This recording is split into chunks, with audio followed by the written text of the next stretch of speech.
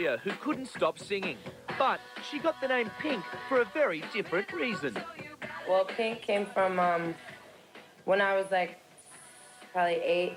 I went to the YMCA for camp, and this kid I had a crush on pulled my pants down in front of everybody in like an auditorium, and I had no underwear on, and so I blushed and turned pink, and it basically followed me throughout my life. But it was pretty mean when they called me Pink the first time. They were all making fun of me, so it was kind of like a throwback.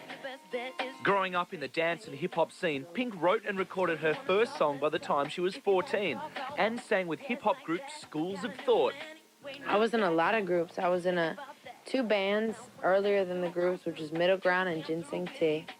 And then I was in a group called Basic Instinct, which I got kicked out of. And then I was in a group called Choice, which never ended up molding. Realising that working in a group wasn't her thing, Pink started on her solo career. Being solo, you don't have to compromise yourself. You don't have to change any of your ideas, or it's definitely liberating to be solo.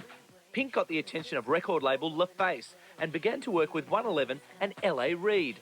I've just been spoiled. I'm like the spoiled girl of the industry. Her debut album, Can't Take Me Home, became a double platinum hit with the singles There You Go, Most Girls, and You Make Me Sick. Suddenly, she found herself living her dream and hitting the tour circuit. Shows are the best part. That's what keeps me going. Being able to have a microphone and an audience, that's all I wanted. Pink found herself taking part in one of the biggest pop collaborations of the millennium, working with Missy Elliott, Lil' Kim, Maya, and Christina Aguilera on Lady Marmalade. It was fun. I mean, it wasn't as dramatic as everyone thought it was going to be. So yeah, collaborations are fun. But she always had her family to bring her down to earth. My family thinks I'm corny. My brother laughs himself to death and falls on the floor every time I come on TV. I come from a whole family of fighters. But I'm nice, I'm innocent, I'm just misunderstood. Misunderstood became the title of her second album, and she shocked the music world by turning away from the R&B that made her a hit. The first single, Get the Party Started, turned up the pop and topped the charts around the world.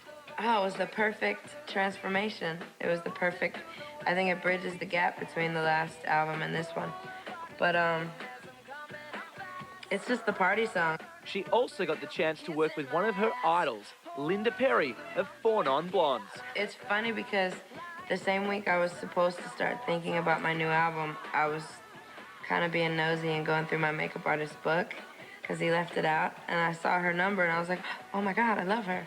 And I just stole it, quickly wrote it down on my hand, and I called her.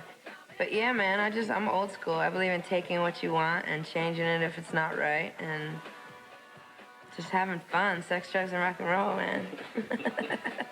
It's fun.